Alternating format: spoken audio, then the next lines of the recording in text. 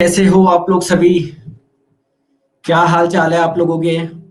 आप लोग दोस्तों मेरी प्रोफाइल को फॉलो कर लीजिए जिससे आपके पास में क्या आ जाए, नोटिफिकेशन आ जाए। समझ रहे हो बात को?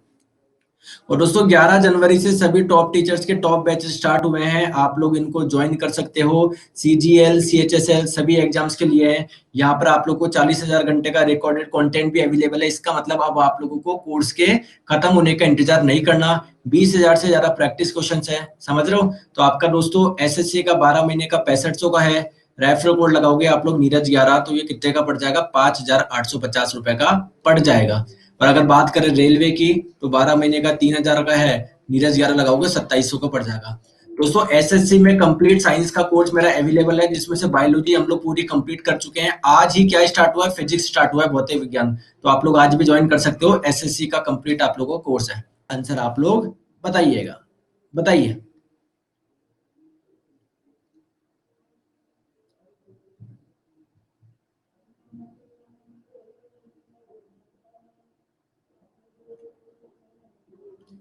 निम्नलिखित में से कौन सा हार्मोन है दोस्तों जो कि बच्चे के जन्म के बाद दूध बनने की प्रक्रिया को उत्सर्जित उत्तेजित करता है? तो आप लोगों को पता है जब भी दूध कब निकलता है दोस्तों? जब भी लेडी प्रेग्नेंट होती है, जब बच्चे को जन्म देती है, तब जाके दोस्तों दूध होता है वो निकलता है। तो ये जो दूध बनाने की जो प्रक्रिया है ये कौन से हार्मोन के द्वारा होती है? तो ये हार्मोन होता है दोस्तों प्रोलैक्टिन हार्मोन। और अगर आप लोगों से पूछा जाए ये जो प्रोलैक्टिन हार्मोन होता है कौन सी ग्लैंड से निकलता है? दोस्तों ये पिट्यूटरी ग्लैंड से निकलता है, पीयूष ग्रंथि से निकलता है। तो राइट आंसर आप लोग का हो जाएगा ऑप्शन नंबर बी। समझ गए?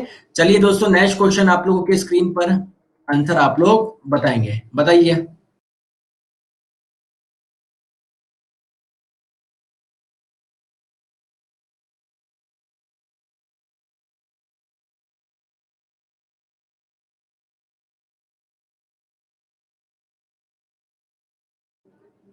तो देखिए आप लोगों को बोला गया था कि दोस्तों जो डीसी जनरेटर है वो किस पे कार्य करता है। ये सेम क्वेश्चन अभी आप लोगों के एनटीपीसी में भी पूछा गया है। दोस्तों जनरेटर आप लोग सभी जानते हो ये क्या करता है? मैकेनिकल एनर्जी को इलेक्ट्रिकल एनर्जी में कन्वर्ट करता है। ये किस सिद्धांत पे कार्य करता है? ये इलेक्ट्रोमैग्नेटिक इंडक्शन यानी विद्युत चुंबकीय प्रेरण पर क्या करता है दोस्तों? ये कार्य करता है। इसका प्रिंसिपल आप लोग ध्यान रखेंगे, विद्युत चुंबकीय प्रेरण। राइट आंसर आपका हो जाएगा ऑप्शन नंबर ए। अब बात आती है कि दोस्तों ये विद्युत चुंबकीय प्रेरण होता क्या है? तो अगर मैं आप लोगों को बात बताऊं, जैसे मान लीजिए दोस्तों कोई चुंबक है ना, कोई मैग्नेट है। आप लोग जानते हो मैग्नेट के दो पोल होते हैं। तो एक पोल को मैं मान लेता हूं दोस्तों नॉर्थ पोल, एक को मैं मान लेता हूं साउथ पोल। तो आपको बता दोस्तों नॉर्थ पोल से क्या निकलती है? मैग्नेटिक फील्ड लाइन निकलती है, चुंबकीय बल रेखाएं निकलती है जो कि कहां पर जाके खत्म होती है? साउथ पोल पे। ठीक है, जानते हो आप लोग? तो मान लीजिए दोस्तों कोई कॉइल है, कोई कुंडली है। जब आप लोग मैग्नेट को इसके पास में लेकर जाओगे तो दोस्तों ये जो इससे चुंबकीय बल रेखाएं निकल रही है, इस कॉइल में से गुजरने वाली चुंबकीय बल रेखाओं की संख्या ज्यादा होगी। लेकिन मान लीजिए दोस्तों आप लोग मैग्नेट को दूर ले जाओ, दूर ले जाओ, तो इससे जो गुजरने वाली संख्या क्या हो जाएगी? इससे जो लाइंस गुजर रही है गुजर ही नहीं रही। जब आपका मैग्नेट पास में आएगा दोस्तों एक दो लाइन गुजर रही है ना। तो जब भी ध्यान रखेंगे किसी भी कॉइल से किसी भी कुंडली में गुजरने वाली मैग्नेटिक फील्ड लाइंस या चुंबकीय क्षेत्र रेखाओं की संख्या में परिवर्तन होता है तो उसमें करंट इंड्यूस्ड हो जाता है। इसी को हम लोग बोलते हैं इलेक्ट्रोमैग्नेटिक इंडक्शन। और इसी सिद्धांत पर कार्य कौन करता है? आप लोगों का जनरेटर करता है। तो right answer option number A हो जाएगा। नेक्स्ट क्वेश्चन आप लोगों के स्क्रीन पे। आंसर बताइए।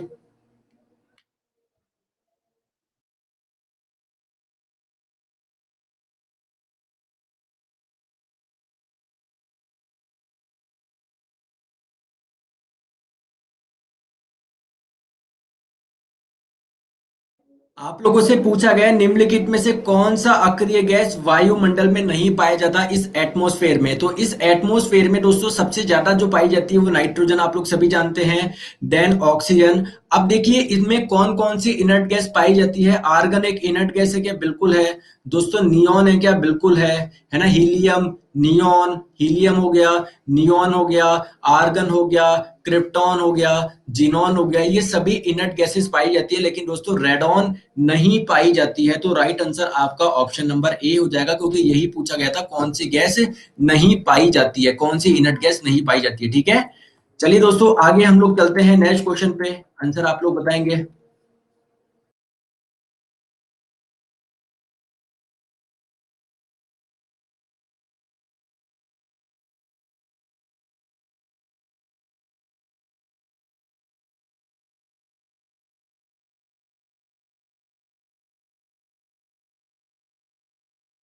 आप लोगों से क्वेश्चन में क्या पूछा गया है, फिनॉल का जो यूज होता है किसकी तैयारी में किया जाता है या फिर किसके निर्माण के लिए किया जाता है।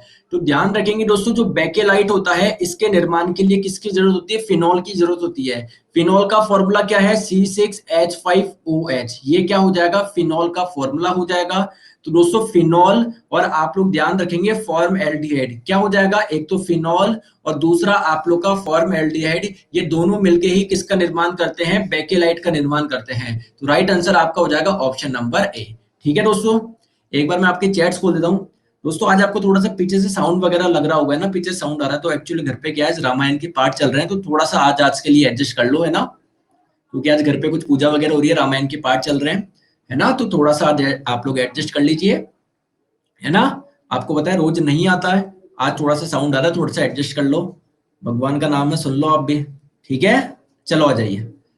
नेक्स्ट क्वेश्चन आप लोगों के स्क्रीन पे आंसर आप लोग बताएंगे। ठीक है, चलिए क्वेश्चन आप लोगों की स्क्रीन पे बताइए।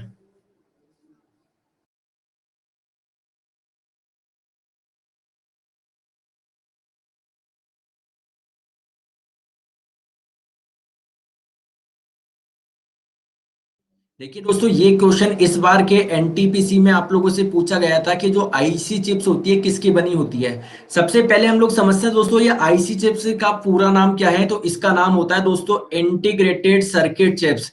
क्या हो जाएगा, इंटीग्रेटेड सर्किट चिप्स। अब बात आती है बनती किसकी है दोस्तों, ये आप लोगों के मेटलॉइड यानी उपधातु की बनी होती है। कौन से उपधातु यूज करे जाते हैं, या तो सिलिकॉन की बनती है या दोस्तों जर्मेनियम की बनती है ना। तो ध्यान रखेंगे इन दोनों से आप लोगों की आईसी चिप्स बनाई जाती है। तो राइट आंसर आपका हो जाएगा ऑप्शन नंबर सी, सिलिकॉन, क्योंकि जर्मेनियम तो आपको ऑप्शन में दिया हुआ नहीं था। अगर ये सिलिकॉन नहीं होता तो आप लोग का आंसर क्या हो जाता, जर्मेनियम हो जाता। नेक्स्ट क्वेश्चन आप लोगों के स्क्रीन पे बताइए।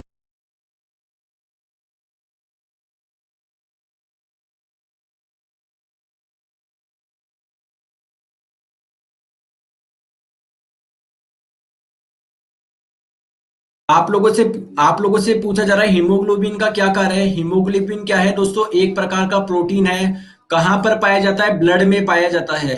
तो दोस्तों आपके ब्लड में जो हीमोग्लोबिन होता है वो क्या करता है, ऑक्सीजन को अपने साथ में क्या कर लेता है, चिपका लेता है, और जैसे जैसे ब्लड फ्लो होता है ऑक्सीजन भी इसके साथ में फ्लो करती है। तो हीमोग्लोबिन का कार्य क्या हो जाएगा दोस्तों, transportation of oxygen. Right answer आपका हो जाएगा ऑप्शन नंबर ए। ठीक है दोस्तों, चलिए आगे हम लोग चलते हैं नेक्स्ट क्वेश्चन पे। नेक्स्ट क्वेश्चन आप लोगों के स्क्रीन पे बताइए।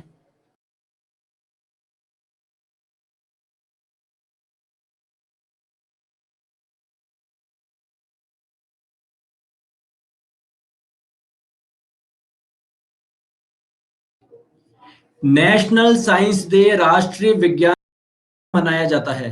तो राइट आंसर आपका हो जाएगा दोस्तों 28 फरवरी को मनाया जाता है। क्या आप लोग मुझे बता सकते हैं क्या किसके जन्म दिवस पर यह मनाया जाता है, बताइए किसके जन्म दिवस पे ये दोस्तों थोड़ी सी बफरिंग हो गई थी, देखिए हाँ मैं आप लोगों को क्या बोल रहा था, राष्ट्रीय विज्ञान दिवस किसी के जन्म दिवस पे नहीं बनाया जाता। तो ये किसके लिए मनाया जाता है, आप लोग सभी जानते हो दोस्तों, सीवी रमन ने एक इफेक्ट का, है ना, एक फिनोमिना की डिस्कवरी करी थी। इस फिनोमिना को हम लोग बोलते हैं रमन इफेक्ट। तो दोस्तों ये किस दिन हुई थी, ये हुई थी 28 फरवरी 1928 को। तो इसकी डिस्कवरी वाले दिन को ही हम लोग क्या मनाते हैं, नेशनल साइंस डे मनाया जाता है। और इस बार आप लोगों से एनटीपीसी में एक नोबेल पुरस्कार से क्वेश्चन आया था कि दोस्तों इनमें से किनको नोबेल पुरस्कार मिल चुका है। तो ध्यान रखेंगे किनको मिल चुका है, सीवी रमन को मिल चुका है 1930 में, किसके लिए, रमन इफेक्ट के लिए। समझ गए, चलिए आइए आगे चलते हैं नेक्स्ट क्वेश्चन पे। चैट्स कर देता हूं मैं दोस्तों बिल्कुल बंद। क्वेश्चन आप लोगों की स्क्रीन पे है, आंसर आप लोग बताएंगे।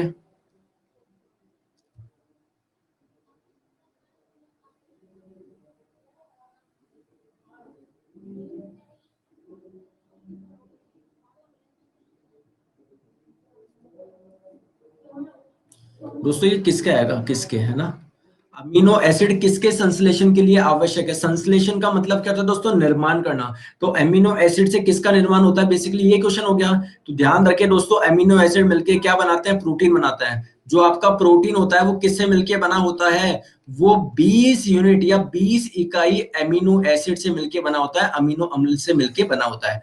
और ध्यान रखेंगे दोस्तों, ये जो अमीनो अम्ल होते हैं ना, आपस में जिस बॉन्ड से जुड़े होते हैं, इस बॉन्ड को हम लोग क्या बोलते हैं? इस बॉन्ड को हम लोग बोलते हैं पेप्टाइड बॉन्ड। ध्यान रखेंगे, कौन सा बॉन्ड? Peptide bond. और आप लोग ध्यान रखेंगे कि दोस्तों प्रोटीन में क्या बहुत सारे अमीनो एसिड है क्या?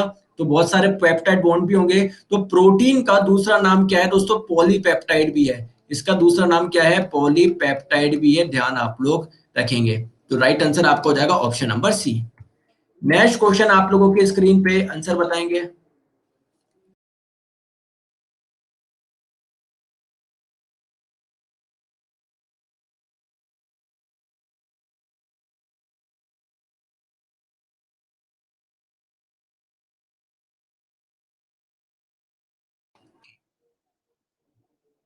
आप लोगों से क्वेश्चन में पूछा गया पीछे के दृश्यों को देखने के लिए मोटर वाहनों में कौन सा यूज करा जाता है? दोस्तों कॉन्वेक्स करा जाता है, उत्तल करा जाता है। और आप लोग सभी जानते हैं कॉनकेव का यूज कहां पर होता है, तो इसकी तो कई बार ट्रिक हम लोग याद कर चुके हैं अवतल दर्पण के प्रयोग की। क्या ट्रिक है? हेलो दोस्तों, सुबह शाम ट्राई करो। तो एच से गाड़ी की headlight, dentist, shaving mirror, solar cooker, T से टॉर्च, ये सारे आप लोगों के कॉनकेव मिरर यूज करे जाते हैं इन सभी चीजों में। और दोस्तों पीछे का व्यू देखने के लिए जो मिरर यूज करा जाता है वो कॉन्वेक्स करा जाता है। अब बात आती है कि कॉन्वेक्स का यूज क्यों करा जाता है। देखिए ध्यान रखेंगे, कॉनकेव जो मिरर होता है ना, कॉनकेव मिरर यानी अवतल दर्पण, इससे जब भी प्रतिबिंब बनेगा वो क्या बनेगा? छोटा बनेगा या बड़ा बनेगा? पहले मुझे बताओ, छोटा बढ़ेगा, छोटा बनेगा या बड़ा बनेगा? बिग, छोटा, बड़ा, एसॉल, स्मॉल, बिग, स्मॉल। दोस्तों कॉनकेव मिरर से दोनों प्रकार की इमेज बन सकती है, स्मॉल भी बन सकती है, छोटी भी बन सकती है, और क्या बन सकती है दोस्तों? लार्ज भी बन सकती है। पहली बात तो ये है। दूसरा मेरा क्वेश्चन ये है कि कॉनकेव मिरर से किस प्रकार की बनती है? रियल बनती है, वास्तविक प्रतिबिंब बनता है, या वर्चुअल इमेज बनती है? तो कॉनकेव मिरर से दोस्तों रियल यानी वास्तविक प्रतिबिंब भी बन सकता है, और वर्चुअल यानी आभासी प्रतिबिंब भी बन सकता है। पहली बात क्लियर है क्या?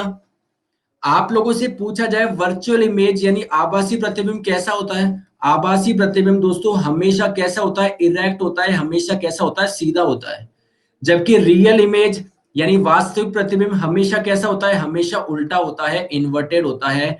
अरे मेरे दोस्तों इतनी सी बात समझ में आ गई तो पहले तो ये बताओ।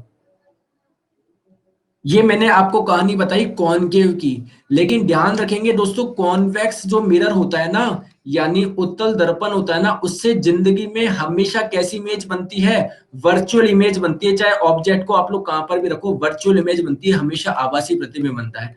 और दोस्तों आभासी प्रतिबिंब आप लोगों का कैसा होता है दोस्तों? इरेक्ट होता है, सीधा होता है। अब आप लोग मुझे बताएंगे, एक चीज मुझे बताओ, देखो आप गाड़ी चला रहे हो, आपके पीछे क्या है दोस्तों? ट्रैफिक है, ठीक है? तो आप क्या चाहते हो? ट्रैफिक सीधा का सीधा दिखे या ट्रैफिक उल्टा दिखे? अगर ट्रैफिक दोस्तों उल्टा दिखेगा, मान लीजिए एक व्यक्ति पीछे बाइक पे आ रहा है, अब आपको ऐसा दिख रहा है कि उसका हेलमेट नीचे टांगे ऊपर है, तो आप लोग समझ पाओगे क्या? नहीं समझ पाओगे। तो अगर आप लोगों ने कॉनकेव मिरर लगा दिया, तो जब मान लीजिए वो पास में आएगा तो हो सकता है आप लोग की दोस्तों उल्टी इमेज बन जाए, जब दूर जाएगा सीधी। मतलब भैया ये आपके हाथ में थोड़ी है कि जो पीछे बाइक वाला आ रहा है उसको मेरे मिरर से कितनी दूरी पर रखना है। क्या ये आपके हाथ में है क्या? मैं मानता हूं कॉनकेव से सीधी इमेज बन सकती है, लेकिन मैंने बोला कि सीधी इमेज तब बनेगी जब इतनी डिस्टेंस पर हो। तो आपके हाथ में क्या? भाई पीछे रहना, मैं मिरर में देख रहा हूं, मेरे को तो सीधा दिखना चाहिए, है ना? लेकिन कॉन्वेक्स में क्या होता है, वो कितनी भी डिस्टेंस पे हो, कितना भी पास में हो, हमेशा इरेक्ट इमेज बनेगी, हमेशा सीधी इमेज बनेगी। एक तो दोस्तों ये फायदा हो गया, समझ में आ गया क्या? और दोस्तों आप लोग क्या चाहते हो? जो पीछे का ट्रैफिक है वो आप लोगों को बड़ा दिखे क्या? अगर दोस्तों आप छोटी चीज को बड़ा करके देखोगे, तो मान लीजिए पीछे बहुत सारा ट्रैफिक है, आप बड़ा करके देख रहे हो, तो मान लो एक जो बाइक वाला है केवल वही आपको दिख रहा है, बड़ा सा बाइक वाला ऐसे बैठा है आपके मिरर में। आप चाहते हो पीछे का दोस्तों ट्रैफिक सारा दिखे मुझे, कि पीछे कितनी डिस्टेंस है, समझ रहे हो बात को? तो आप लोग चाहते हो कि बड़ी चीज को छोटी करके देख ले हम लोग, पहली बात तो, और सीधी की सीधी दिखे। ध्यान रखेंगे कॉन्वेक्स इमेज में हमेशा छोटी इमेज बनती है, डिमिनिश्ड बनती है, जो भी ऑब्जेक्ट होता है ना उससे छोटी इमेज बनती है। आई होप अब आप लोगों को कभी प्रॉब्लम नहीं होगी कॉन्वेक्स और कॉनकेव में, कि किसमें कौन सी इमेज बनती है, किसमें कौन सी नहीं बनती है। तो इस एग्जाम्पल से आप लोग सारा ध्यान रख लेना। समझ में आ गया क्या दोस्तों? चले क्या आगे? सर आप भी एक वीडियो बनाइए रोजगार का। चलो आज मैं वीडियो बना दूंगा रोजगार का, कल से क्लासें बनता है आपकी। मेरे वीडियो बनाने से तो मोदी जी सुनेंगे, है ना? तो कल से मैं 9:30 बजे वाली क्लास बंद कर देता हूँ। आपसे मैं एक ही क्लास के जो 1000 रुपए ले रहा हूँ ना मैं, तो ये मैं कल से बंद कर रहा हूँ। केवल मैं एक वीडियो बनाऊंगा। तो यार दोस्तों आप समझा करो, आप समझदार हो, आप लोगों को पता है हम वीडियो क्यों नहीं बनाएंगे। बिल्कुल बनाना चाहिए, मैं तो आपको सपोर्ट ही कर रहा हूँ। लेकिन आप लोगों को पता है ये चैनल मेरा नहीं है, वाईफाई स्टडी है ना। वाईफाई स्टडी चैनल मेरा नहीं है कि हाँ भाई मैं जस्ट एक नौकर हूँ, जस्ट एक एम्प्लॉय हूँ। हम लोग आप लोगों को सपोर्ट तो कर ही रहे हैं, लेकिन भैया बच्चा भी बड़ा तेज है। नहीं आप वीडियो बनाओगे तब मैं मानूंगा आपने सपोर्ट करा है, वरना मैं नहीं मानूंगा। तो मैं तो बोल ही रहा हूँ ट्वीट करो। यहाँ पर कितने बच्चे देख रहे हैं अभी सामने? 5000 बच्चे देख रहे हैं। 5000 को मैं बोल रहा हूँ ट्वीट करो। आपको ट्वीट करना है, सरकार तक हमारी बात पहुंचानी है। समझ गए क्या? आ जाओ। ठीक है भैया, कर दिया आपके रोजगार पे कुछ बोल दिया। अब दूसरी बात भी बोल दो क्या? ये तो है इंपॉर्टेंट, साथ में पढ़ाई भी इंपॉर्टेंट है, तो दोनों से मिलकर रोजगार मिलेगा। ठीक है, अब आ जाओ। नेक्स्ट क्वेश्चन आप लोगों की स्क्रीन पे। अब दोस्तों मैं देखो, मैं बिल्कुल एक छोटा सा टीचर हूँ, मेरे पास खुद का कोई चैनल नहीं है। आज मेरा चैनल होता तो मैं भी कुछ भी बना लेता। आ जाओ दोस्तों, तुम्हें आलू की सब्जी बनाना सिखाऊं। बच्चे पढ़ने में वो इंटरेस्टेड है। आओ तुम्हें आलू की सब्जी बनाना सिखाऊं। दोस्तों आज में मेरा गला खराब हो रहा था, तो मैं सोचा आपसे वीडियो कर लेता हूँ। समझ रहे हो बात को? तो आपको सपोर्ट तो हमेशा रहा है क्या दोस्तों? It is not a kind of support. हम लोग आपको फ्री पढ़ा रहे हैं, क्या ये सपोर्ट नहीं है क्या? है ना? तो मेरे दोस्तों आप मेरी जान हो, आपके लिए तो हमेशा तैयार थे, तैयार है, तैयार रहूंगा। और हो सकता है एक अलग से वीडियो बना दूं आपके लिए। चलो मैं वाईफाई शेड में नहीं बना सकता तो अलग से बना देंगे, ठीक है? टेंशन क्यों लेते हो आप यार? आप बोल दो सर ही, आप बोलो सर आपके यहाँ पर लिखवाओ एक बार, तब मानूंगा मैं, वहां पर भी लिखवा देंगे, टेंशन मत करो। लेकिन अभी हम लोग डिस्कशन करेंगे दोस्तों 35 क्वेश्चन के बाद में, पहले आप लोग इस पे ध्यान दो, ठीक है? चलो आ जाओ। नेक्स्ट क्वेश्चन आप लोगों के स्क्रीन पे आंसर आप लोग बताएंगे, ठीक है? अब मेरे दोस्तों देखो, ध्यान रखो, ये कॉन्वेक्स मिरर है, उत्तल दर्पण है। देखो आपने ऑब्जेक्ट को रखा है, इसकी इमेज कितनी सी बनी है? छोटी बनी ना इमेज। तो कॉन्वेक्स में हमेशा इमेज कैसी बनती है? छोटी बनती है। नेक्स्ट क्वेश्चन आप लोगों की स्क्रीन पे आंसर आप लोग बताएंगे।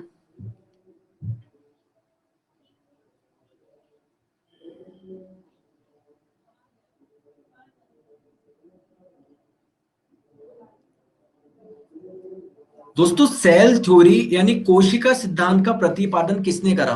किसने दी सेल थ्योरी? तो सेल थ्योरी जो दी थी दोस्तों, स्लाइडेन एंड स्वान नामक दो साइंटिस्ट ने दी थी। इन्होंने क्या बताया? इन्होंने ये बताया कि जितने भी जीव होते हैं, जितने भी लिविंग थिंग होती है, वो किससे मिलके बनी होती है? सेल से मिलके बनी होती है, कोशिका से मिलके बनी होती है। ठीक है? जैसे आप हो, आप क्या लिविंग ऑर्गेनिजम्स हो? क्या एक जीवित हो? क्या आप एक जीव हो? क्या बिल्कुल हो। तो आप सेल से मिलके बने हो। प्लांट है, प्लांट क्या एक जीव है? क्या बिल्कुल जीव है। तो प्लांट भी किससे मिलके बना है? सेल से मिलके बना है।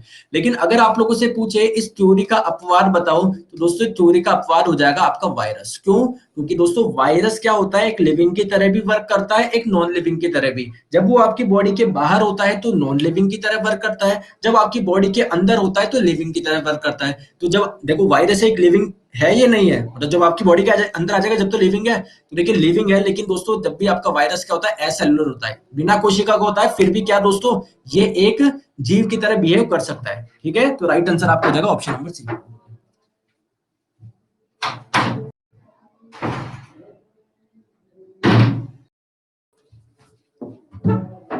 चलिए आगे हम लोग चलते हैं। Next question, sorry option number B आप लोगों का करेक्ट आंसर हो जाएगा। ठीक है? नेक्स्ट क्वेश्चन आप लोगों के स्क्रीन पे आंसर आप लोग बताएंगे।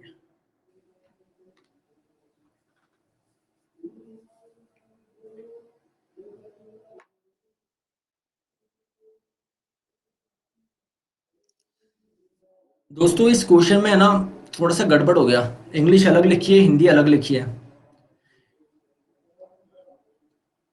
लेकिन आपकी जानकारी के लिए बताऊं क्या, इन दोनों का आंसर सेम होगा। आप लोगों से क्या बोला जा रहा है? परमाणु के सबसे भारी कक्षा में उपस्थित इलेक्ट्रॉन को क्या बोलते हैं? सर इसको वैलेंस इलेक्ट्रॉन बोलते हैं ना, आप लोग सभी जानते हो। जैसे मान लीजिए ये आप लोग का न्यूक्लियस हो गया, नाभिक की पहली कक्षा, दूसरी कक्षा, मान लीजिए सबसे भारी कक्षा यही है। तो उसमें जो भी इलेक्ट्रॉन होते हैं इनको हम लोग वैलेंस इलेक्ट्रॉन बोलते हैं। और दूसरी चीज ध्यान रखिए, आप लोगों से इंग्लिश में पूछा गया था हाईएस्ट एनर्जी लेवल वाले इलेक्ट्रॉन को, तो ध्यान रखेंगे दोस्तों ये आपका नाभिक हो गया, ये पहली कक्षा, ये दूसरी कक्षा, ये तीसरी कक्षा। दोस्तों जैसे जैसे न्यूक्लियस से आप लोग दूर जाते जाओगे तो मान लीजिए एक इलेक्ट्रॉन तो इस वाली कक्षा में है और एक इलेक्ट्रॉन मान लीजिए इस वाली कक्षा में है। तो दोस्तों जो बाहरी वाली कक्षा होगी ना, उनमें एनर्जी क्या होगी, ज्यादा होगी। फॉर एग्जाम्पल मैं इसको नंबर 1 बोल देता हूँ, तो इससे ज्यादा दोस्तों नंबर 2 वाले इलेक्ट्रॉन के पास में होगी, नंबर 2 से ज्यादा नंबर 3 वाले इलेक्ट्रॉन के पास में होगी। तो दोनों का आंसर सेम ही आएगा। ठीक है, ठीक है दोस्तों, आ जाइए। नेक्स्ट क्वेश्चन आप लोगों की स्क्रीन पे, आंसर आप लोग बताइए। क्वेश्चन आप लोगों की स्क्रीन पे है, आंसर आप लोग बताइए।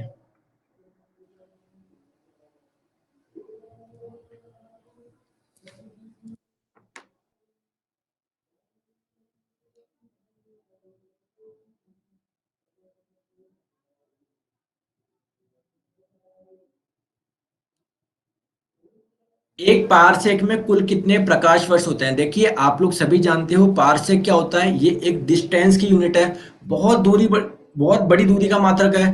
प्रकाश वर्ष क्या है, ये भी एक दूरी का मात्रक है। तो देखिए ध्यान रखिए, अगर हम लोग बात करें एक पारसेक की, तो पारसेक में क्या होता है, 3.08 इंटू 10 की पावर 16 मीटर। अगर हम लोग बात करें लाइट ईयर की, तो लाइट ईयर में 9.46 इंटू 10 की पावर 15 मीटर। बड़ा कौन हुआ? सर ये तो देखो 10 की पावर 15 है, तो 10 की पावर 16 ही है। अरे एक काम करो, इसमें 10 का भाग दो, 10 से गुना करो। 10 का भाग दोगे तो क्या हो जाएगा, 0.946 इंटू 10 की पावर 16। और ये कितना है, 3.08 इंटू 10 की पावर 16। बताओ बड़ा कौन हुआ? ये बड़ा हुआ ना। तो पारसेक आप लोगों का लाइट ईयर से बड़ा है। अगर हम लोग दोनों में रिलेशन देखें तो दोस्तों ध्यान रखेंगे, एक पारसेक में 3.26 लाइट ईयर होते हैं। ठीक है, तो आपके एक पारसेक में 3.26 प्रकाश वर्ष हो जाएगा। राइट आंसर आपका हो जाएगा option number B. Next question आप लोगों के स्क्रीन पे, आंसर आप लोग बताएंगे।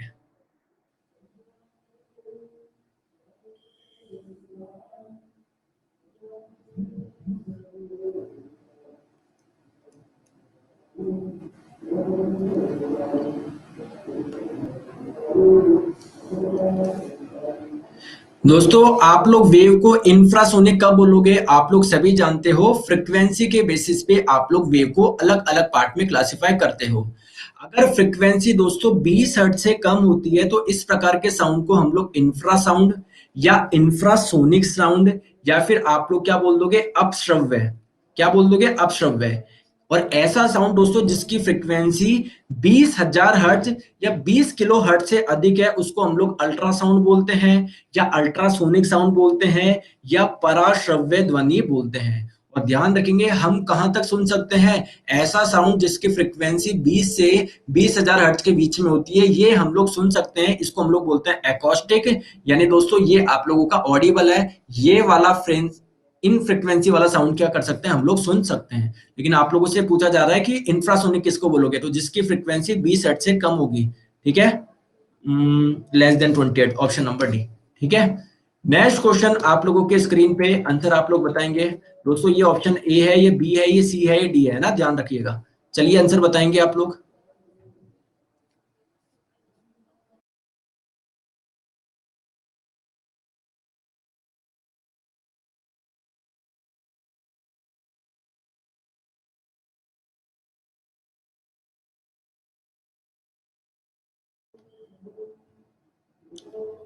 तो आप लोगों से पूछा जा रहा है दोस्तों, electron volt is a unit of. देखो आपको देखने पे लग रहा होगा इलेक्ट्रॉन वोल्टेज, ये इलेक्ट्रॉन वोल्ट किसकी यूनिट हो सकती है? दोस्तों ये आपकी एनर्जी की यूनिट होती है। ठीक है, कैसी होती है, आइए बात को समझिए। देखिए मान लीजिए ये पॉइंट है ए और ये पॉइंट है दोस्तों बी। इन दोनों के बीच के विभवांतर को मैंने मान लिया डेल्टा वी। इन दोनों पॉइंट के बीच के पोटेंशियल डिफरेंस को, विभवांतर को मैंने डेल्टा वी मान लिया, या सिंपली आप लोग वी मान लो। ठीक है, तो दोस्तों किन्हीं भी दो पॉइंट के बीच का विभवांतर अगर आप लोगों को निकालना है, कैसे निकालेंगे? तो किसी एक पॉइंट पे क्या रखो, चार्ज रखो, आवेश रखो। तो किसी एक पॉइंट से दूसरे पॉइंट पर किसी चार्ज को लाने पर जो कार्य किया जाता है, उसी को उन दोनों पॉइंट के बीच का विभवांतर बोलते हैं। आप बोलेंगे सर नहीं समझ में आया, मुझे भी नहीं आया, फिर से समझते हैं।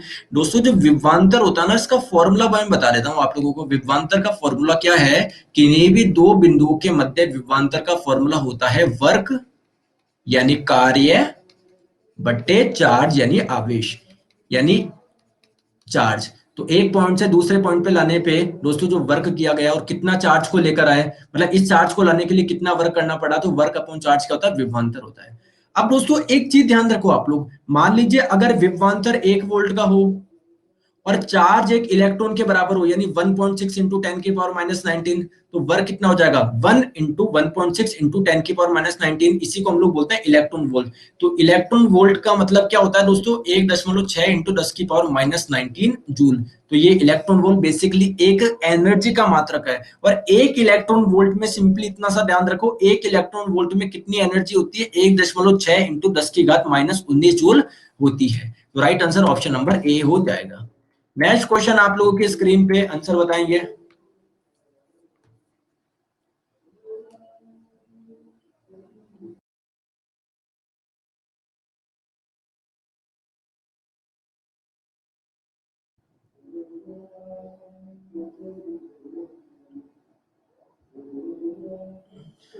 आप लोगों से क्वेश्चन में पूछा जा रहा है डैश सिरका बनाने के लिए उपयोग किया जाता है। अब आप लोग बोलेंगे सिरका, एसिटिक एसिड को तो सिरका बोलते हैं। ऐसा नहीं है दोस्तों, ध्यान से समझो। देखो सिरका क्या होता है, सिरका, सिरका जो आप लोगों से बनता है, विनेगर जो आप लोगों से बनता, विनेगर किससे बनता है, वो एसिडिक एसिड से बनता है, यानी CH3COOH से बनता है। इतनी सी बात आपको क्लियर होनी चाहिए। लेकिन इसका मतलब ये नहीं है दोस्तों सिरका ही आपका क्या है, एसिटिक एसिड है। तो फिर क्या होगा सर, अगर आप लोग वाटर में यानी पानी में अगर आप लोग 5 से 10% CH3COOH यानी एसिटिक एसिड डालोगे, तो इस मिक्सचर को हम लोग क्या बोलते हैं दोस्तों, विनेगर बोलते हैं, सिरका बोलते हैं।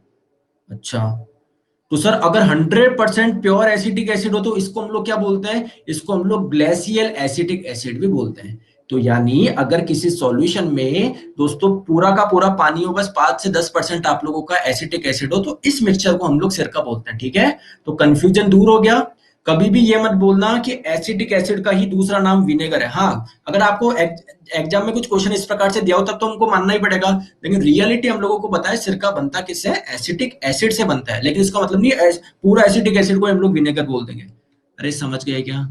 चले आगे, लाइक तो कर दो यार, थम्स अप तो कर दो। चलो आ जाइए, नेक्स्ट क्वेश्चन पे हम लोग चलते हैं आपके स्क्रीन पर। चैट्स फिर से मैं कर देता हूँ बंद, फिर से बंद कर देता हूँ बंद। नेक्स्ट क्वेश्चन आप लोगों की स्क्रीन पे आंसर आप लोग बताएंगे।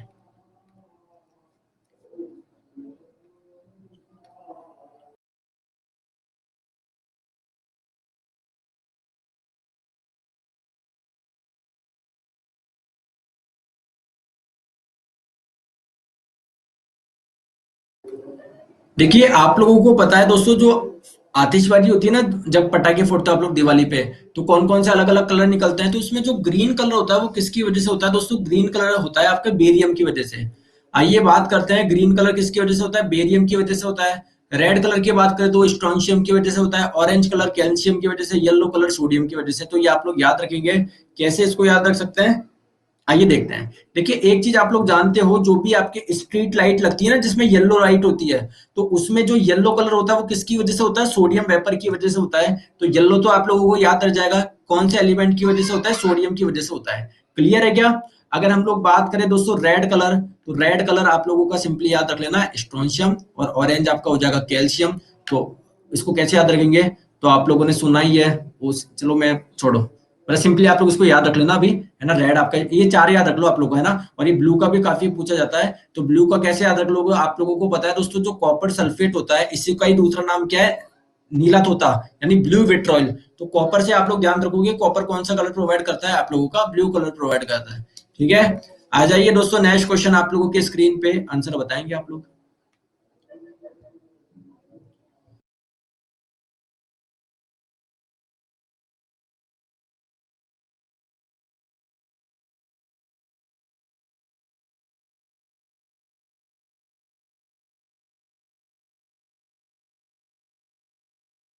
देखिए, आप लोगों से पूछा जा रहा है कि इनमें से कौन सा रासायनिक परिवर्तन नहीं है। सर, रासायनिक परिवर्तन क्या होता है दोस्तों? जिसमें कुछ नया प्रोडक्ट बनता है। जैसे मैंने आप लोगों को बोला कार्बन प्लस ऑक्सीजन मिलके कार्बन डाइऑक्साइड बना रहे हैं, तो कितने जने मानते हैं कि सर ये केमिकल चेंज है, रासायनिक परिवर्तन है, और कितने जने नहीं मानते कि सर ये केमिकल चेंज नहीं है? मानते हैं? सभी मान रहे हो? कुछ ही जने बोल रहे हैं कि सर मैं नहीं मानता। तो आपके नहीं मानने से कुछ नहीं होगा, ये आपका रासायनिक परिवर्तन है। तो देखो, यह आप लोग के रिएक्टेंट थे, अभिकारक, ये मिलके एक नया प्रोडक्ट बना रहे हैं। अगर मान लीजिए C+O2 रह के ये C+O2 ही हो जाता, तब मैं मानता कोई केमिकल चेंज नहीं हुआ है। जैसे मैंने बोला कि बर्निंग ऑफ पेपर, पेपर को जब आप लोग जलाओगे तो दोस्तों कार्बन डाइऑक्साइड गैस निकलेगी। बर्निंग ऑफ कोल को जलाने से कार्बन डाइऑक्साइड गैस निकलती है। फूड का जब डाइजेशन होता है तो कुछ नया बनता है, कुछ नया प्रोडक्ट बनता है। लेकिन conversion of water into steam, यानी पानी क्या था? H2O, भाप बनी तब भी H2O। तो दोस्तों, कुछ नया प्रोडक्ट बना के, कुछ नया प्रोडक्ट नहीं बना, केवल अवस्था में परिवर्तन हुआ। इस प्रकार के चेंज को हम लोग केमिकल चेंज नहीं बोल के क्या बोलते हैं? फिजिकल चेंज बोलते हैं, भौतिक परिवर्तन बोलते हैं। समझ में आ गई बात को? चले आगे। चलो आगे हम लोग चलते हैं नेक्स्ट क्वेश्चन पे। नेक्स्ट क्वेश्चन आप लोगों के स्क्रीन पे आंसर आप लोग बताएंगे। चलिए आ जाइए दोस्तों, नेक्स्ट क्वेश्चन आप लोगों के स्क्रीन पे।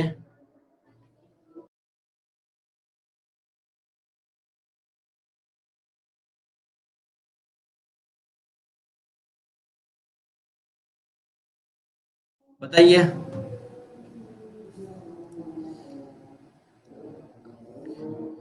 92U238 में न्यूट्रॉन की संख्या आप लोगों को बतानी है।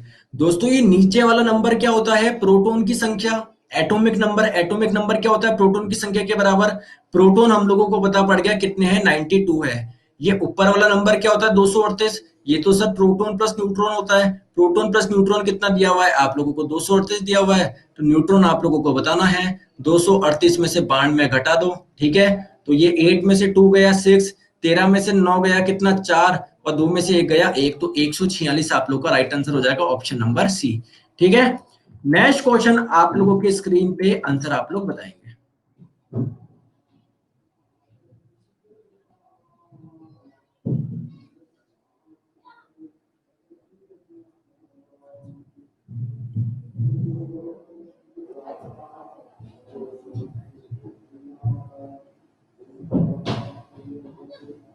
तो राइट आंसर आपको हो जाएगा दोस्तों ऑप्शन नंबर सी, कैनायन। आप लोगों को सबसे नुकीला दांत बताना है। तो देखिए, आप लोगों को बताइए, ये आप लोग का देखिए लोअर जो हो गया, निचला जबड़ा हो गया, इसमें कितने दांत होते हैं? 16 दांत होते हैं। इसको बांट दो, 8 इधर रह जाएंगे, 8 इधर। तो आई चाहिए इन 8 की हम लोग बात कर लेते हैं, क्योंकि जैसे 8 इधर है वैसे ही 8 इधर है। समझ गए बात को? तो ध्यान से देखो दोस्तों, इधर क्या होते हैं आप लोगों के? ये जो दो दांत होते हैं इनको हम लोग बोलते हैं इंसिजर, और इंसिजर को हम लोग बोलते हैं कृतंक। क्लियर है क्या? ये जो आपकी ये दांत है ना, हाँ, इसके जो पास वाला दांत होता है दोस्तों, ये सबसे शार्प होता है ये आपका। इसको हम लोग बोलते हैं दोस्तों क्या? कैनायन। कैनायन को हिंदी में बोलते हैं रत्नक। तो ऑप्शन नंबर सी। देखो, ये तो आप लोगों के इंसिजर हो गए दो, ठीक है। दोस्तों, ये वाला जो दांत होता है ना, ये वाला जो दांत, ये आपका शार्प होता है। हाँ, हाँ, सही में शार्प है। आप लगा के, हाथ लगा के देखो तो सही है। अरे मजाक नहीं कर रहा, आप फील करके देखो, ऐसे नहीं हंस रहे हैं। हाँ, सर ने ऐसे मुंह मुंह पे हाथ लगा लिया, वो आपको समझाने के लिए। सही में आप लोग हाथ लगा के देखो, देखो ये तो आगे आ जाए। आ आ तो ये जो वाला है तो काफी शार्प दांत है, आप लोग देखो। तो ये वाला जो दांत होगा ना, देखो ये वाला ये आप लोग काफी शार्प है। दिख गया क्या? अरे हाथ लगा के देख लिया क्या? देख लिया क्या? चलो आ जाओ। नेक्स्ट क्वेश्चन आप लोगों की स्क्रीन पे आंसर आप लोग बताइए, है ना। नेक्स्ट क्वेश्चन आप लोगों की स्क्रीन पे है, आंसर आप लोग बताएंगे।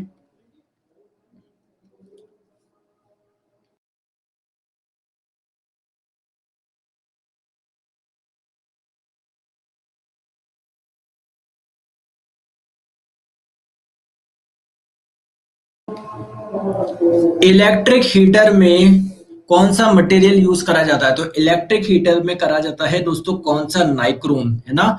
कौन सा हो जाएगा दोस्तों? नाइक्रोम। अब आप लोगों को मुझे ये बताना है कि नाइक्रोम होता क्या है। नाइक्रोम एक एलिमेंट है। तो इसका एटॉमिक नंबर बताओ, परमाणु क्रमांक बताओ। कौन बताएगा नाइक्रोम का परमाणु क्रमांक कितना होता है? 92 होता है बहुत बढ़िया। 98 होता है और भी बढ़िया। 92, 85, R54। एक दोस्त बोल रहा है हैशटैग मोदी रोजगार दो। दोस्तों बिल्कुल आपको यही करना है, लेकिन आपको यहां पर नहीं करना, ट्विटर पे करना है। अगर आप यहां पर करोगे तो काउंट नहीं होगा वो आप अपन ट्रेंड नहीं करवा पाएंगे। समझ रहे हो बात को? तो इसको हमको ट्विटर पे करना है, यहां पर नहीं करना। तो मेरे दोस्तों जो नाइक्रोम होता है, ये आपका एक एलिमेंट नहीं होता, ये आपका एक मिक्सचर होता है। तो किस किस का होता है? तो नाइक्रोम होता है आपका निकल का, क्रोमियम का और आयरन का। समझ में आ गया दोस्तों बात को? तो निकल, क्रोमियम और आयरन का जो मिक्सचर होता है, इसी को हम लोग बोलते हैं नाइक्रोम। आ जाइए दोस्तों, बताओ टाइम कम पड़ रहा है क्या? कुछ जने बोल रहे हैं सर टाइम ज्यादा दो। यार दोस्तों, अगर आप स्पीड नहीं बनाओगे तो बताओ एग्जाम में कैसे करोगे आप? 20 सेकंड सही है यार, ज्यादा कम नहीं है। अगर आप लोग थोड़ी सी स्पीड, मैं आपको ये टेस्ट को करवाता हूँ जिससे आप लोग की स्पीड मेंटेन हो, और आप अपने आप को ढीला करने की कोशिश कर रहे हो। मैं आपको तेज बनाने की कोशिश कर रहा हूँ, आप अपने आप को ढीला करने की कोशिश कर रहे हो। नहीं 15 सेकंड मत दो, आराम 20 सेकंड मत दो सर, आराम से दो। है ना? तो हमको स्पीड बनानी है। ठीक है, आ जाइए। नेक्स्ट क्वेश्चन आप लोगों की स्क्रीन पे, आंसर आप लोग बताएंगे। क्वेश्चन आप लोग की स्क्रीन पे।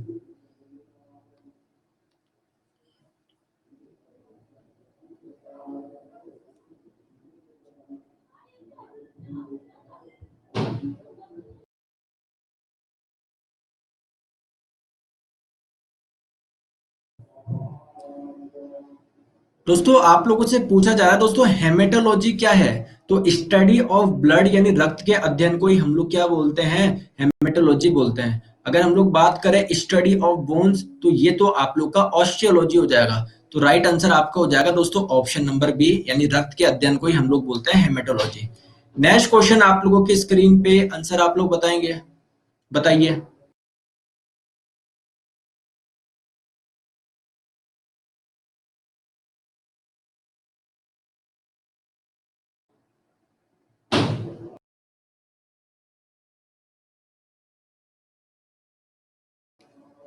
देखिए आप लोगों से पूछा जा रहा था animal of dash are immovable.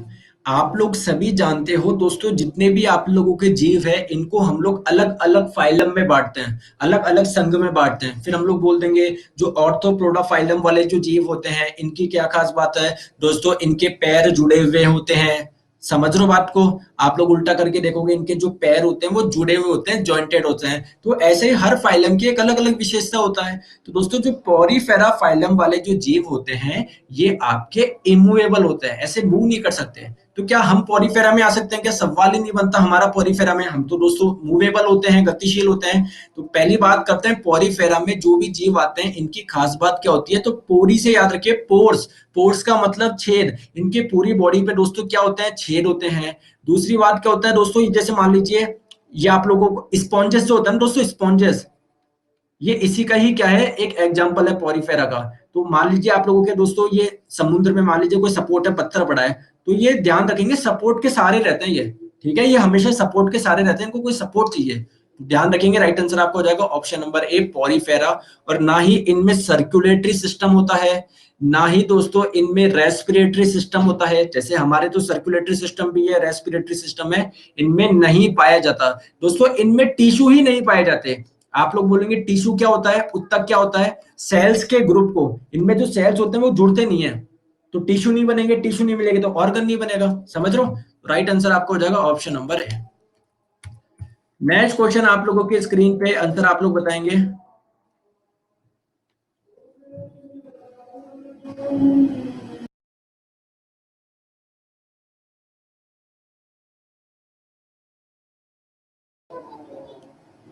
पक्षियों में डैश होता है, मतलब उनका जो हृदय होता है उसमें कितने चैम्बर होते हैं।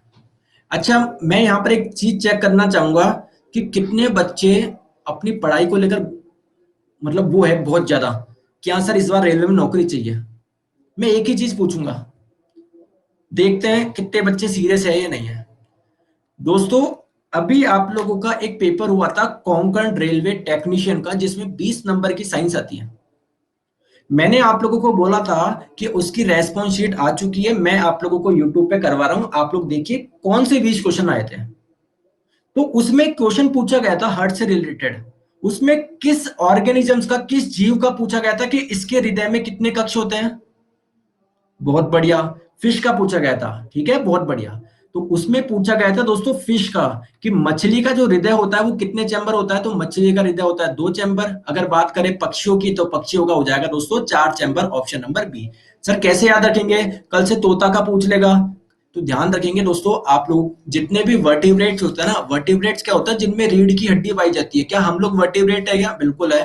तो सभी वर्टिब्रेट को 5 क्लास में हम लोग क्लासिफाई करते हैं।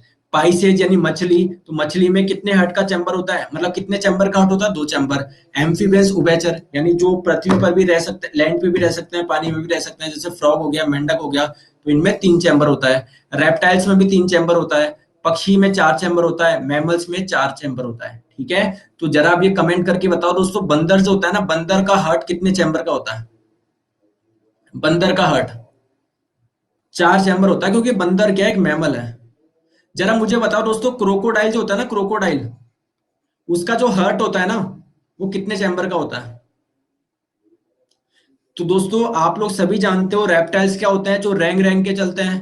अब आप लोग बोलेंगे सर रेप्टाइल में 3 चैम्बर्स होते हैं, यानी क्रोकोडाइल में भी 3 होंगे, आपको ऑप्शन में 3 दिखेगा, आप करोगे ऐसे, एग्जामिनर करेगा ऐसे।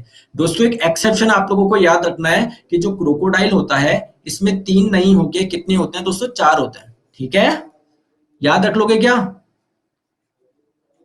ठीक है दोस्तों, आ जाइए आगे, हम लोग चलते हैं नेक्स्ट पे। तो ये सारी चीजें हम लोग करते हुए चलेंगे, जिससे आपको एग्जाम में कोई भी प्रॉब्लम नहीं है। नेक्स्ट क्वेश्चन आप लोगों की स्क्रीन पे, आंसर बताइए।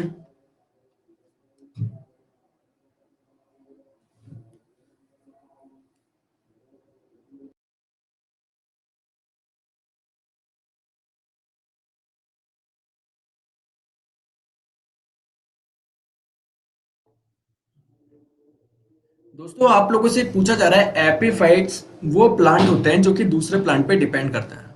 चलिए ठीक है, कैसे करते हैं? दोस्तों यहाँ पर आप लोग देख पा रहे होगे, एक अलग ही प्लांट उग रहा है इस पे, देखो ये वाला देख पा रहे हो क्या?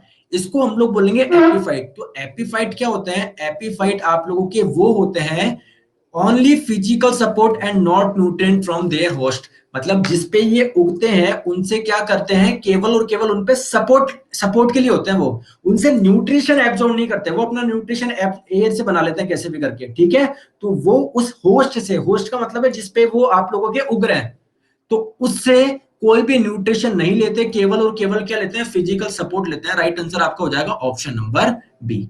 ठीक है दोस्तों, आइए, जैसे मान लीजिए मैं आप लोगों से बात करूं, बस है, ठीक है, तो बस में मान लीजिए आप लोग, बहुत ज्यादा भीड़ है, आप लोग जस्ट खड़े हो। अब आप लोग मान लीजिए दोस्तों, जो चेयर है, अब आप लोग चेयर पे बैठ नहीं रहे, बस उसका सपोर्ट ले लगा है आप लोगों ने, मान लीजिए कुछ धक्का उक्का है तो गिर भी नहीं जाए, आप लोग समझ रहे हो? तो सिमिलरली जो एपीफाइट्स होते हैं, वो उससे कुछ न्यूट्रिएंट नहीं ले रहे, बस एक सपोर्ट के लिए उस पे। तो राइट आंसर आपको हो जाएगा ऑप्शन नंबर बी। चलिए नेक्स्ट क्वेश्चन आप लोगों की स्क्रीन पे, आंसर आप लोग बताएंगे।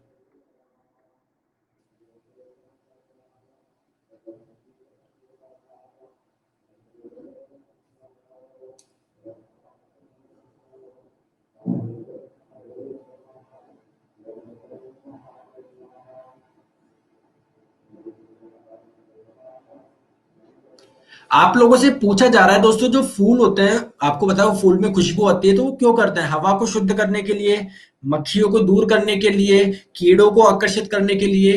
तो राइट आंसर आपको हो जाएगा ऑप्शन नंबर सी, कीड़ों को आकर्षित करने के लिए। लेकिन मुझे बताओ, कीड़ों को आकर्षित करने से मिलेगा क्या?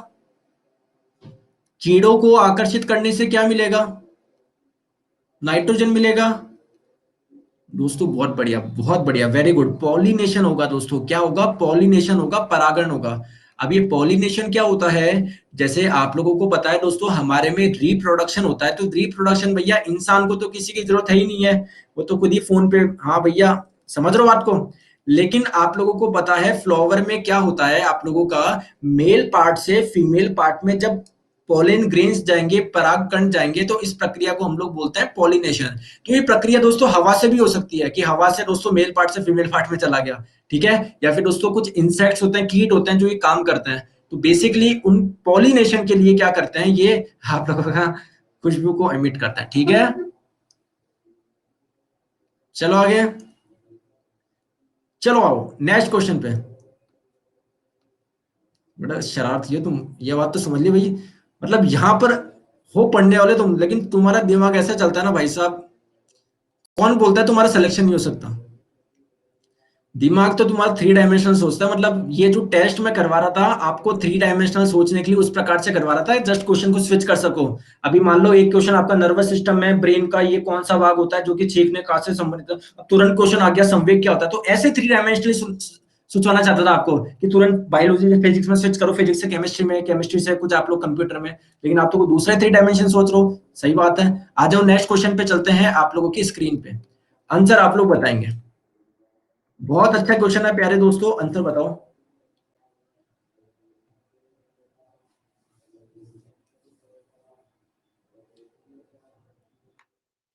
थोड़ा कभी हिंदी में कंफ्यूज होना है पर इंग्लिश की तरफ देख लिया करो, है ना, नजर डाल लिया करो। पुलमोनरी आर्टरी जैसे ये फुसफुसी धुन नहीं होगा ये, ठीक है। लेकिन राइट आंसर आपका ऑप्शन नंबर सी होगा, ओरोटा। अब आप लोग एक इसको आराम से समझो, देखो मुझे एक चीज बताओ, जैसे मैंने आप लोगों को बोला दोस्तों बैलून है ना, कोई बैलून है, आप लोगों ने दोस्तों मान लीजिए बैलून में क्या भर रखा है, पानी भर रखा है, अगर आप लोग इस बैलून को दबाओगे तो पानी दोस्तों बाहर जाएगा या बाहर से पानी अंदर आएगा, बताओ। ये पानी बाहर जाएगा ना यार, आप क्या कर रहे हो, पानी का प्रेशर बढ़ा रहे हो, तो हाई प्रेशर से लो प्रेशर की तरफ जाती है तो पानी आपका बाहर जाएगा। तो सिमिलरली, कैसा लड़ली, सिमिलरली जो आपका हार्ट होता है ना, इसमें कितने चैम्बर होते हैं, चार चैम्बर होते हैं, चार चैम्बर बोले तो चार सेक्शन मान लो। इसको हम ऊपर वाले को बोलते हैं ऑरिकल यानी आलिंद, तो ये आपका लेफ्ट ऑरिकल हो जाएगा यानी बाया आलिंद, ये आपका राइट ऑरिकल हो जाएगा यानी दाया आलिंद, समझ गए बात को। ये आपका लेफ्ट वेंट्रिकल हो जाएगा यानी बाया निलय, ये आपका हो जाएगा राइट वेंट्रिकल यानी दाया निलय। अब दोस्तों मुझे एक चीज बताओ, आप प्लीज एक चीज समझिएगा, सर प्लीज टाइम चेंज कर दीजिए, अभी साहिल सर का क्लास चल रहा है, बंदी कर दो बताओ। मतलब मेरी क्लास इतने टाइम से चल रही है, 6-7 महीने से, 1 बजे का टाइम है सर, क्लास चेंज कर दो। कल को बोलोगे कि सर वो हमारा दूध वाले का टाइम चेंज हो गया, वो पहले शाम को आता है दिन में आता है, क्लास चेंज करो, तो उसमें मेरी क्लास तो इतने बजे रहेगी, थोड़ा एडजस्ट कर लिया करो आप। इधर आओ, है ना, चले आओ इधर आओ। तो देखो क्या होता है दोस्तों, आप लोग का जो लंग्स होता है ना, फेफड़े, इनसे जो ब्लड आता है वो कहां पर आता है मेरे दोस्तों, हार्ट में आता है। आप लोगों से पूछे लंग्स से जो ब्लड आ रहा है हार्ट में, वो कौन से पार्ट में आ रहा है दोस्तों, वो लेफ्ट ऑरिकल में आता है यानी बाएं आलिंद में आता है। क्लियर है क्या दोस्तों? बाएं आलिंद से जो ब्लड आता है वो किस में आता है, लेफ्ट वेंट्रिकल में जाता है। लेकिन क्या आप लोग जानते हैं क्या कि हार्ट से जो ब्लड होता है डिफरेंट डिफरेंट ऑर्गन में जाता है, आपके लीवर में भी जाएगा, आपके पैरों में भी जाएगा, ये बात क्लियर है क्या? क्लियर है क्या? तो बेसिकली दोस्तों लेफ्ट वेंट्रिकल में तो आ गया, अब इसको बाहर भी तो पहुंचाना है, तो दोस्तों इससे ट्यूब निकलती है जिसको हम लोग बोलते हैं ओरोटा यानी महाधमनी, ठीक है। तो बेसिकली ब्लड लेफ्ट वेंट्रिकल से किस में जाता है, ओरोटा में जाता है, महाधमनी, और महाधमनी से सारे ऑर्गन्स में जाता है। चलो सर इतनी सी बात समझ में आ गई। तो दोस्तों अगर आप लोग लेफ्ट वेंट्रिकल को दबाओगे दबाओगे तो उसके अंदर जो ब्लड होगा वो क्या होगा, उसका प्रेशर बढ़ेगा और ब्लड प्रेशर बढ़ने की वजह से बग जाएगा ओरोटा में। क्लियर है क्या? तो जब लेफ्ट वेंट्रिकल में क्या होगा, कॉन्ट्रैक्शन होगा, कहां गया, बाएं वेंट्रिकल में दोस्तों जब कॉन्ट्रैक्शन होगा तो रक्त कहां पर जाएगा, आपके ओरोटा में जाएगा। और ध्यान रखेंगे दोस्तों, इस ओरोटा से जो ब्लड होगा आपके नीचे लीवर में जाएगा, आपके पैरों में आएगा, डिफरेंट डिफरेंट ऑर्गन पे जाएगा। समझ में आ गई हो तो बता दो। चलो आ जाओ, ठीक है। नेक्स्ट क्वेश्चन आप लोगों के स्क्रीन पे आंसर आप लोग बताएंगे, ठीक है। तो सिंपल सी बात है दोस्तों, जब भी किसी भी चीज में कॉन्ट्रैक्शन होगा उसका प्रेशर बढ़ता है, एक चीज ध्यान रख लो, जब भी कॉन्ट्रैक्शन होगा ना, कॉन्ट्रैक्शन, तो क्या होता है, प्रेशर बढ़ता है। और जब रिलैक्सेशन होता है, मान लीजिए जो आपका हार्ट है उसमें रिलैक्सेशन हो रहा है, उसमें फैलाव हो रहा है, तो उसके अंदर का प्रेशर क्या होगा, कम होगा, तो बाहर से अंदर क्या होगा दोस्तों, ब्लड आएगा, ध्यान रखेंगे आप लोग, ठीक है। चलिए नेक्स्ट क्वेश्चन आप लोगों के स्क्रीन पे आंसर आप लोग बताएंगे।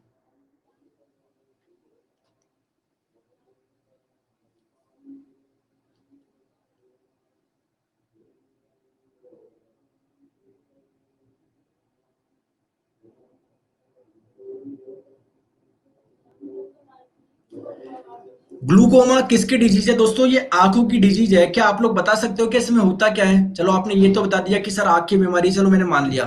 आप लोग ये बताइए इसमें होता क्या है, होता क्या है बताइए जल्दी से।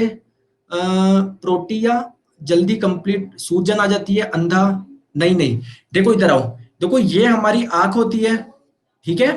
दोस्तों ध्यान रखेंगे, ये आप लोगों का क्या होता है, रेटिना होती है। आप लोग सभी जानते हो दोस्तों रेटिना पर इमेज बनती है, अरे यहाँ पर जो रेटिना होता है ना उस पर इमेज बनती है। क्या आप लोग बता सकते हो कि रेटिना पर कैसी इमेज बनती है, उल्टी बनती है, सीधी बनती है? दोस्तों इन्वर्टेड इमेज बनती है, उल्टी बनती है, लेकिन यहां से ब्रेन में सिग्नल कुछ इस प्रकार से जाते हैं कि ब्रेन उसको सीधा रीड करता है। तो जो सिग्नल जाते हैं वो किससे जाते हैं दोस्तों, यहाँ पर ऑप्टिक नर्व होती है। कौन सी नर्व होती है, ऑप्टिक नर्व। तो दोस्तों यहाँ पर जो ऑप्टिक नर्व आपकी डिस्ट्रॉय हो जाती है तो इस डिजीज को हम लोग बोलते हैं क्या, ग्लूकोमा। तो बेसिकली ये आंख की बीमारी है। अगर कोई आप लोगों से पूछे कि मुझे ये बताओ ये ऑप्टिक नर्व डिस्ट्रॉय कैसे हुई, खराब कैसे हुई, तो आप लोगों को सभी को पता है दोस्तों, यहाँ पर क्या होता है, एक लिक्विड होता है। इस लिक्विड को हम लोग बोलते हैं विट्रियस ह्यूमर, यानी काचाभ द्रव। तो अगर काचाभ द्रव का दोस्तों प्रेशर बढ़ जाएगा, दाब बढ़ जाएगा, तो दोस्तों यहाँ पर जो ऑप्टिक नर्व होती है ना, वो क्या हो जाती है, आप लोगों की डिस्ट्रॉय हो जाती है। ठीक है, चलो आगे हम लोग चलते हैं नेक्स्ट क्वेश्चन पे। नेक्स्ट क्वेश्चन आप लोगों की स्क्रीन पे, आंसर बताइए।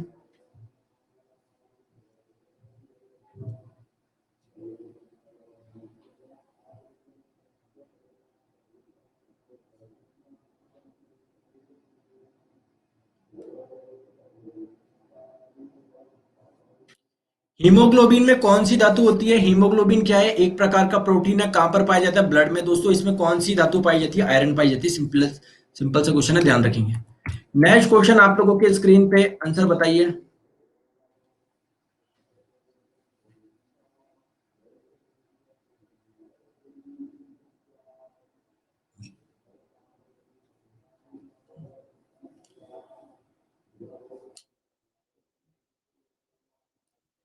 तो देखिए आपको पता है आरबीसी का, आपके ब्लड में आरबीसी पाया जाता है, डब्ल्यूबीसी। तो डब्ल्यूबीसी का कार्यकाल, मतलब आपसे जीवन काल पूछे तो 3 से 5 दिन। अगर 3 से 5 दिन ऑप्शन में नहीं होगा तो दोस्तों 21 दिन होगा, तो वो टिक कर देना। क्योंकि आपको पता है डब्ल्यूबीसी 5 प्रकार की होती है, मोनोसाइट, लिम्फोसाइट है ना, बेसोफिल, आप लोगों का एजनोफिल। तो अगर हम लोग बात करें, कोई कोई आप लोगों की डब्ल्यूबीसी ज्यादा समय तक रह सकती है, तो मैक्सिमम आप लोगों का क्या होता है, 21 डेज होता है। तो अगर आप लोगों से डब्ल्यूबीसी में पूछा जाए तो 3 से 5 दिन का ऑप्शन होगा, वो लगा देना। वो नहीं हो तो 21 पे लगाना है। लेकिन अगर आरबीसी का पूछा जाए तो राइट आंसर आपको हो जाएगा 120 डेज। अगर आप लोगों से पूछा जाए आरबीसी का दोस्तों नॉर्मल काउंट कितना होता है, बहुत पूछा जाता है, तो ध्यान रखेंगे 4.7 से 6.1 मिलियन। किसमें, प्रति माइक्रोलीटर, यानी प्रति 10⁻⁻⁶ लीटर में इतना आप लोगों का क्या होता है, इतने मिलियन आरबीसी होते हैं। अगर आरबीसी के दूसरे नाम की बात करें, आरबीसी का दूसरा नाम होता है एरिथ्रोसाइट। अगर आप लोगों से पूछे आरबीसी डिस्ट्रॉय कहां पर होता है, तो आरबीसी दोस्तों जो डिस्ट्रॉय होता है वो कहां पर होता है, आप लोगों के स्प्लीन में होता है। चलिए नेक्स्ट क्वेश्चन आप लोगों की स्क्रीन पे, आंसर आप लोग बताएंगे।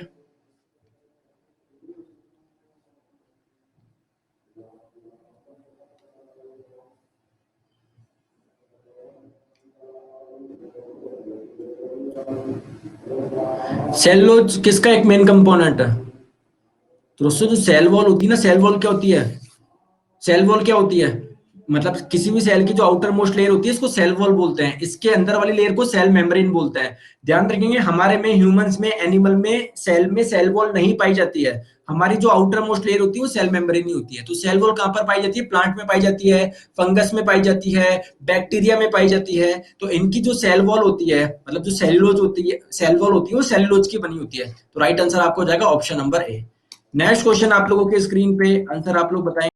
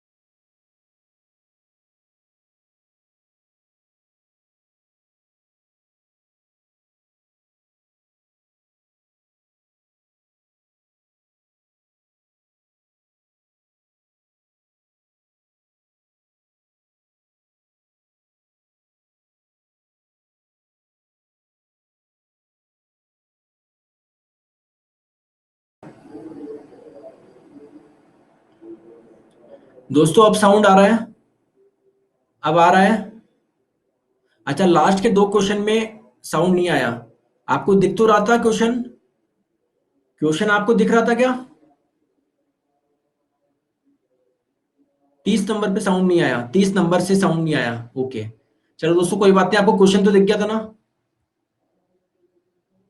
चलिए देखो, दो क्वेश्चन की बात है। साबुन का नॉर्मल फॉर्मूला क्या होता है? General formula RCCONA। तो ये तो आप लोगों का हो जाएगा दोस्तों हार्ड सोप, यानी कठोर साबुन। अगर आप लोगों से पूछा जाए RCOOK, ये क्या होता है दोस्तों? ये सॉफ्ट सोप होता है, यानी मृदु साबुन होता है। क्लियर है क्या? चले नेक्स्ट क्वेश्चन पे। दोस्तों दो क्वेश्चन और बचे, जल्दी से कर लो यार, है ना? दो क्वेश्चन और कर लो, फिर आपके मैं कमेंट्स खोल दूंगा, तब आप लोग बोल देना सर इस वाले क्वेश्चन में दिक्कत आ गई मेरे को, है ना? पहले बस दो क्वेश्चन कर लो। ठीक है, आवाज वगैरह आ रही तो एक बार लाइक वो थम्स अप करके बता दो एक बार आप, है ना? चलिए,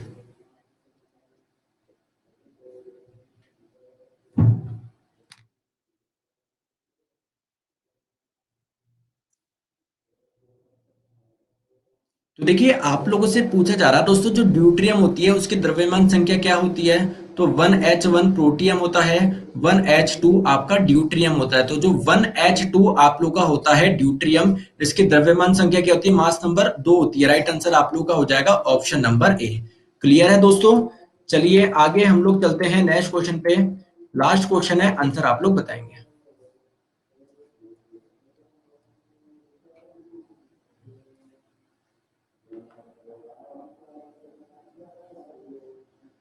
दोस्तों जितने भी अम्ल होते हैं वो धातु के साथ अभिक्रिया करके कौन सी गैस बनाते हैं?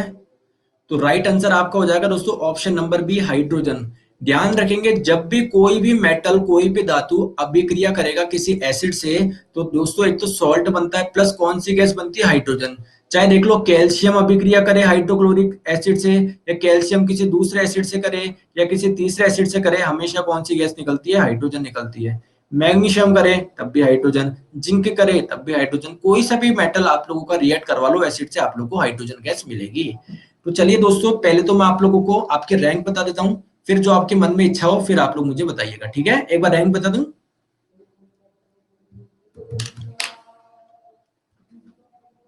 एक बार रैंक देख लीजिए और कमेंट करके बताओ।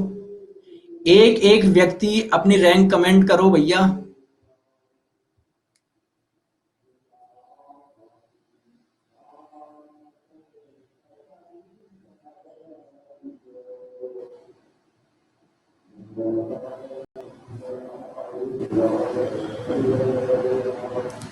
मैं देख पा रहा हूं सभी की रैंक।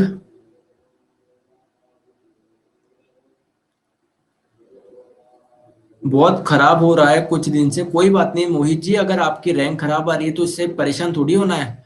आप लोगों को यहाँ पर सीखना है। ठीक है। ओके।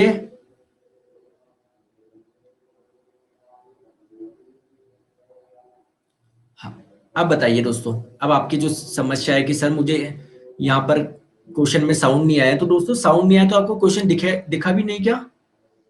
क्वेश्चन दिखा भी नहीं? अच्छा, दिखा नहीं आप लोगों को क्वेश्चन? चलो मैं आपको ऐसे ही बता दूं, मैं इधर आ जाऊं। कौन कौन से वाले क्वेश्चन में दिक्कत थी? एक तो इस वाले दिक्कत में थी ना, इस वाले क्वेश्चन में, ये वाले क्वेश्चन में दिक्कत थी ना आपको? देखो क्वेश्चन में आप लोगों से बोला जा रहा था कि किसका यूज इत्र बनाने में। इत्र क्या होता है दोस्तों? परफ्यूम। और दोस्तों स्वाद के एजेंट के रूप में भी आप लोगों को पता है, स्वाद में आता है ना कि दोस्तों इसमें ऐसे खुशबू आ रही है, गुलाब की सी खुशबू आ रही है, तो जो फ्लेवरिंग एजेंट्स होते हैं उसके रूप में भी इसका इस्तेमाल करा जाता है। आपको पता हो तो 2-3 दिन पहले हम लोगों ने क्वेश्चन करा था कि इनमें से किस में फलों जैसी गंध आती है। करा था कि क्वेश्चन, उसका भी आंसर क्या था दोस्तों? एस्टर था।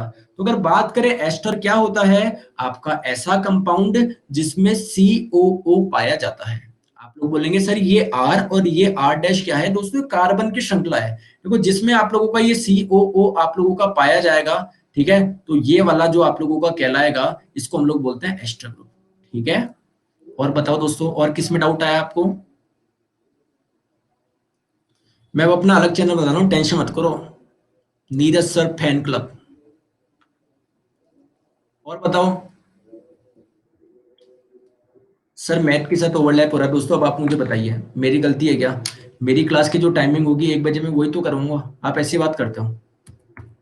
32 नंबर के क्वेश्चन में दोस्तों जस्ट एक आप लोग कंप्यूटर का क्वेश्चन है, इसमें आप लोगों से पूछा जा रहा है उस टेक्निक का नाम क्या है जिस पर एक लाइन पर एक से अधिक कॉल भेजा जाता है। तो इस टेक्निक को क्या बोलते हैं, जस्ट इस टेक्निक का नाम आप लोग को ध्यान रखना है, मल्टीप्लेक्सिंग।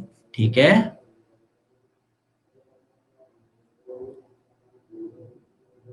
ठीक है।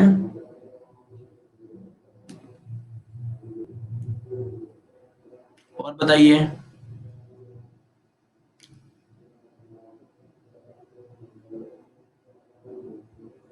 नीरज 11 रोजगार, तो दोस्तों मेरे हाथ में रोजगार होता तो मैं पहले, एक भी व्यक्ति नहीं होता आप में से कि जिनको मैं रोजगार नहीं देता, क्योंकि आपको पता है, मुझे पता है, आप लोग सभी बहुत दिल से मेहनत करते हो, है ना। आपकी सभी की मैं बहुत रेस्पेक्ट करता हूँ। ऐसा नहीं है कि मैं सिर्फ, मैं आपसे रेस्पेक्ट एक्सपेक्ट करता हूँ कि यार नहीं यार बच्चे मेरी रेस्पेक्ट करें।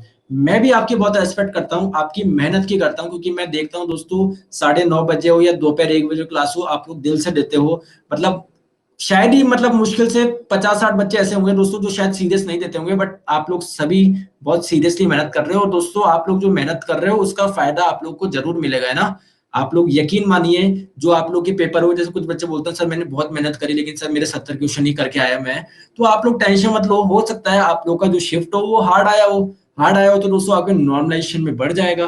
ठीक है, तो आप लोग की जो मेहनत होगी कभी खराब नहीं जानी है। अभी आप लोग देखो, स्टेप बाय स्टेप चलो। आपको पता है जिनका एनटीपीसी का पेपर हो गया, अब आपको पता है ग्रुप डी आपका स्टार्ट हो जाएगा अप्रैल में। ये मान के ना चलिए कि ग्रुप डी बहुत छोटी नौकरी है, नहीं सर है ना, मैंने फॉर्म तो भरा है लेकिन मन नहीं कर रहा। मेरे दोस्तों जब आप लोग उसकी तैयारी करोगे, सारी चीजें सेम है, सारी चीजें रिकॉल होगी।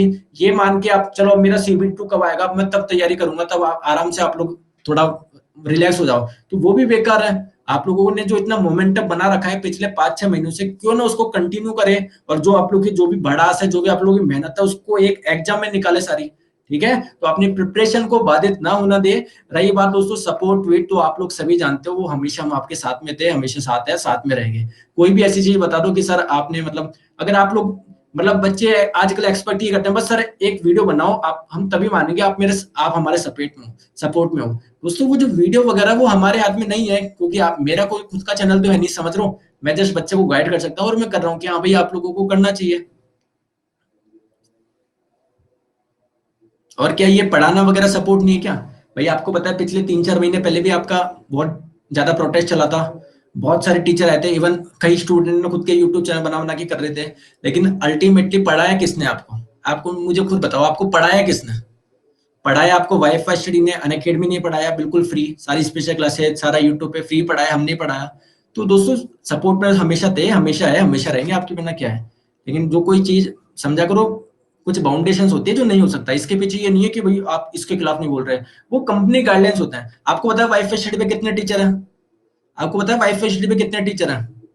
आप गिनती के 2-4 के नाम जानते होंगे कि एक नीरज सर है, एक दीपक सर है, साहिल सर है, 150 टीचर है वाईफाई स्टडी में, बताओ। अब एक जना बनाएगा, बोलेंगे मैं भी बनाऊंगा, मैं भी बनाऊंगा, मैं भी बनाऊंगा, मैं भी बनाऊंगा, मैं भी बनाऊंगा, मैं भी। समझा करो आप, है ना। और बताओ, और कोई डाउट? क्वेश्चन नंबर 30 नहीं दिखा, कोई बात नहीं, अभी पीडीएफ दूंगा उसमें अच्छे से दिख जाएगा। ठीक है। एसएससी जेई मैकेनिकल का बैच कब से शुरू? यश जी, मैकेनिकल का मैं बैच कंप्लीटेड करवा चुका हूं, आप लोग अनअकैडमी पे मेरी प्रोफाइल में देख लो, कंप्लीटेड में मिल जाएंगे सारे सब्जेक्ट से। ठीक है,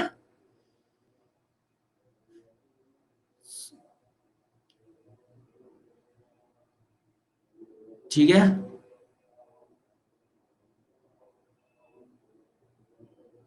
और बताइए। पीडीएफ कहाँ मिलेगा दोस्तों? जब क्लास खत्म होगी तो इसके बाद में नीचे पीडीएफ डाउनलोड करने का ऑप्शन मिलेगा, क्लास के खत्म होने के 5 मिनट के बाद में, 5-10 मिनट के बाद में, तो वहां से आप लोग पीडीएफ डाउनलोड कर सकते हो। ठीक है। आप लोगों के इंग्लिश के बेस्ट टीचर है, मैथ्स के हैं, रीजनिंग के सारे बेस्ट टीचर है, तो सारे कोर्स आप लोगों को मिल जाएंगे दोस्तों। एसएससी एग्जाम्स का गेट सब्सक्रिप्शन करो, 12 महीने का 6500 है। रेफरल कोड लगाओगे नीरज 11, तो ये आपका 5850 का पड़ जाएगा। अगर आप लोग रेलवे में जाते हो तो 12 महीने का दोस्तों कितने का है? 3000 का है। रेफरल कोड लगाओगे नीरज 11, तो ये आपका कितने का पड़ जाएगा? 2700 रुपए का पड़ जाएगा। समझ गए बात को? ठीक है। सर साइंस, सर मैं रोज आपके प्रश्न की कॉपी नोट करता हूँ, बहुत अच्छी बात है। हाँ क्या बोलना चाह रहे हो? मैग्नेटिक अपलोड पीडीएफ इन टेलीग्राम, ठीक है मैं डाल दूंगा, टेंशन मत लो ना। Sir science class paid batch लेने का प्रॉब्लम हो रहा है। कोई बात नहीं, आप इधर पढ़ लो, स्पेशल में पढ़ लो, क्या दिक्कत है ना? पेड बैच ज्वाइन नहीं कर रहा है, कोई बात नहीं, आप इधर पढ़ लो। क्रोकोडाइल वाला पीजे एक्सेप्शन है यार वो, उसमें होते हैं 4 होते हैं। ठीक है। टेलीग्राम पे क्या सर्च करें? Neeraj sir wifi study search कर लो। तो एक तो है Neeraj sir wifi study, bracket में चैनल लिखा होगा। एक है Neeraj sir wifi study, bracket में ग्रुप लिखा होगा। तो एक मेरा चैनल है, एक ग्रुप है, दोनों से आप लोग जुड़ जाइए। ठीक है दोस्तों, thank you so much, take care, bye bye.